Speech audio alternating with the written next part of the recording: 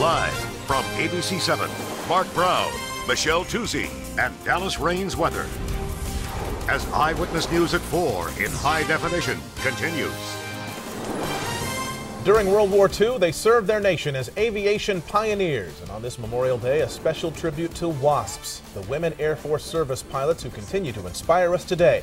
Welcome back. I'm Marc BROWN. I'm Michelle Tuzzi. This is Eyewitness News at 4:30. On this Memorial Day weekend, we are paying tribute to a little-known group of military veterans known as WASPs. This incredible group of elite female pilots logged 60 million miles during World War II, and more than half a century later, some Southern California WASPs are still flying. I had a mission to do. I wanted to fly, and no one could stop me. 90-year-old Vi Cowden still wears her uniform proudly. I flew that when I went through pursuit training.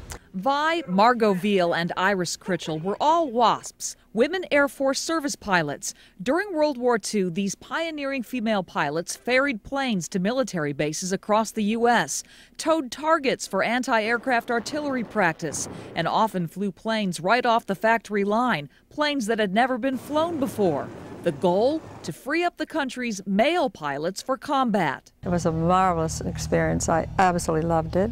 But it was not without risk. 38 WASPs died serving their country. There were other close calls. I had a fire in my engine. The flames were coming right back. And I just made it to the end of the runway.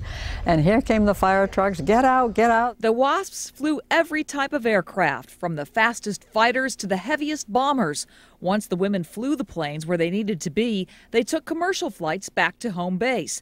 The WASPs were high priority and could bump anyone off those commercial flights, with the exception of the president. One time I really had the joy of bumping Frank Sinatra, because I'm sure he probably thought he had a higher priority than any girl in the service. Iris Critchell's civilian pilot training began at Mines Field, what is now LAX. Later, she flew 18 types of military airplanes, even this Black Widow P-61, while serving in the Ferry Command. It was a widespread feeling. There was a job to be done. We all needed to get in and do it. What can I do to help? It's a feeling the women say doesn't seem as evident with our current war in Iraq. I just think it's a shame. These guys are coming back all wounded and maimed, and no one's really standing behind them, it seems. And it's pathetic. It really is. The WASPs were disbanded in December of 1944. Society, some of the women say, simply was not ready for a separate women's Air Force. It took another 30 years before women would fly again for the U.S. military. But some, like Iris, Clear! never lost their love of flying. Around here, they don't think there's anything strange about it.